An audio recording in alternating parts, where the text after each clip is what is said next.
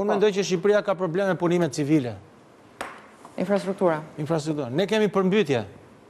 Nuk kemi kanalizime, kanale ujitse, kulluse, nga to që kanë qenë drenazhimet që janë shkatruar fare, ujë mbledhës, ujë lëshus, gjithë rezervuaret po dalin jashtë përdorimit, janë mbushur me prurjet e lumeve. Ne kemi probleme punime civile. Edhe unë abitem që këto firmat e ndërtimit, si nuk po del një gjithë zgjut të firmat e ndërtimit që thot, boll me apartamente, hajde të merremi me punime civile. Plus që punime civile janë punë publike, që janë probleme e prokurimit publik, është garë.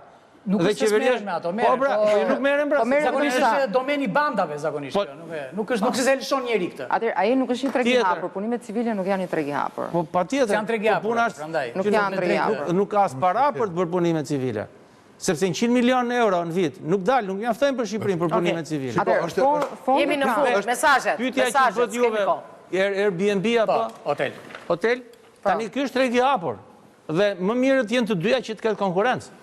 Shiko të dyja, po e di që ka ndodhur, po t'jap shifrat e 2004-ës. Në Europë janë 63% hotele, 24% janë vetëm, pra 1 në 4 janë apartamente, shtretër. Kurse në Shqipëri ndodhe kundërta.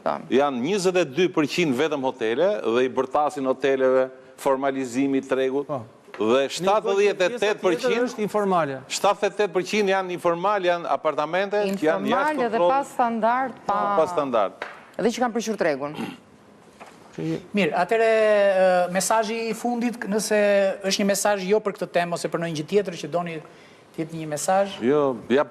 Unë e kam e parkimet sot shqetësimin, realisht unë e quaj tani Republika e bidonave, këto bidonat e mëdhej që në dalin në çdo hapësirë publike, zënë trotuar, rrugë, gjithë hapësirat tona publike i zënë këta bidonat e ujit, dhe madje po bisedonim ku do parkoni makinën kur lëvizëm, dhe i thash unë them të vëm frigoriferin dhe them kjo është zona ime ekonomike, më su afroni. Zonë e lirë. E ke parasysh, bidoni 1.5 është bërë për smartin e vajzës, bidoni 5 litrosh është për makinë e cunit nga Gjermania, dhe kur vën bidonin e vajt të makinës, ajo është për miqt që kur na vine i herë të kemi venin e zonë.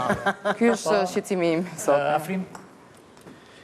Në fakt, unë e kam ndoshta edhe për këtë dhe për te i kësaj mesazhin, ideja është që unë mendoj që ta duhem njëri tjetrin edhe personalisht edhe profesionalisht.